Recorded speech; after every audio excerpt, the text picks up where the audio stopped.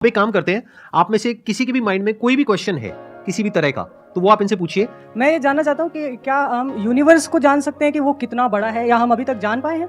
जी, क्या तो क्या पैरामीटर्स हो सकते हैं उसको नापने के लिए? जैसे कि हमने सुना है कि लाइट ईयर्स होते हैं, जी, जी। पर वो कितना बड़ा है, क्या हम इमेजिन कर सकते हैं, या हम एक्चुअली में उसे प्रैक्टिकली पता कर सकते हैं क्या? तो जो यूनिवर्स की जो एक्सपैंडिंग यूनिवर्स थ्योरी थी वो एडविन हबल ने दी थी, और उनके अकॉर्डिंग जो अभी यूनिवर्स की जो एज है वो नियर अबाउट 13.9 बिलियन ईयर्स है, और उसी रेट से अभी एक्सपैंड कर रहा है। तो यूनिवर्स जो अभी हमारी थ्योरी है यूनिवर्स के जो मोस्ट एक्सेप्टेड है, that is of expanding universe. अभी के हिसाब से हबल कांस्टेंट होता है दैट इज 65 मेगापास्कल। तो जो डिस्टेंस ऑफ यूनिवर्स है that is h times d, तो वही 13.9 बिलियन टाइम्स लाइट ईयर। तो इतना भी हमारा एक एस्टिमेशन है कि इतना यूनिवर्स हो सकता है। जैसे आपने इतनी सारी नॉलेज गेन कर रखी है, क्या आप भूलते नहीं है चीज़ों को, या भूलते हैं? कब रिवाइज करते हैं? हम पढ़ते हैं तो हमें रिवाइज करना पड़ता है, अगले हफ्ते भूल जाते हैं। आपके साथ भूल जाते हैं, एक्चुअली ऐसे ही होता है ना? Yes sir. अगर आप किसी चीज़ को अच्छी तरीके से देख लेते हैं, उसे समझ जाते हैं, तो उसकी आउटलाइन आपके दिमाग में रहती है और फिर आपको उसे ज़्यादा रिवाइज करने की ज़रूरत नहीं रहती। तो वही है कि किसी भी चीज़ का कॉन्सेप्ट रहता है, तो अगर आपको वो समझ में आ गया तो information is just like, I think that information is not the main part.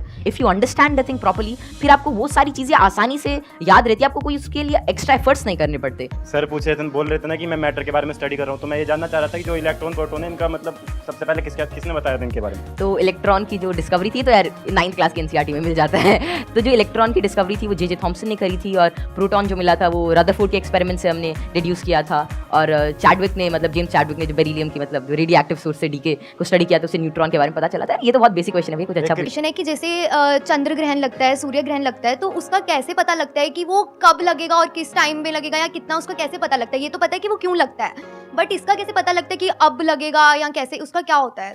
तो खैर ये जो टेक्नोलॉजी थी एस्टिमेट करने की कि कब सोलर एक्लिप्स, लूनर एक्लिप्स या कोई भी सेलेस्टियल मूवमेंट होगी, ये तो आज से मतलब कई हज़ार साल पहले ही डेड्यूस हो चुकी थी। और इसका रीज़न यही है कि ऑब्जर्वेशन से हम एवरेज टाइम निकाल सकते हैं। एक पैरेलैक्स एंगल आपने पढ़ा होगा कि उससे हम मतलब ये एवरेज स्पीड और एवरेज डिस्टेंस निकाल सकते हैं किसी भी चीज़ का, और उससे ही हम डिड्यूस कर सकते हैं कि कितना रेडियस है कि एक साल में इतना डिस्टेंस ट्रैवल करती है। फिर एपोजी पेरेजी, फिर केपलर्स लॉ लगा के सेमी मेजर एक्सिस वगैरह निकाल के, तो उससे हम उसका डिस्टेंस यूज़ कर सकते हैं, और फिर टाइम पीरियड से हम we can actually deduce it. और एक नई चीज़ लूनर एक्लिप्स वगैरह के बारे में ये है कि जैसे जैसे आजकल क्या है, जो due to tidal forces moon हमसे हर साल 3 सेंटीमीटर दूर जा रहा है, तो बहुत हज़ारों सालों बाद ऐसा होगा कि सन तो उतना ही रहेगा लेकिन चांद जो छोटा हो जाएगा, तो उसके बाद मतलब एक्लिप्स जो होगी वो जैसे आजकल टोटल होती है उतनी नहीं होगी।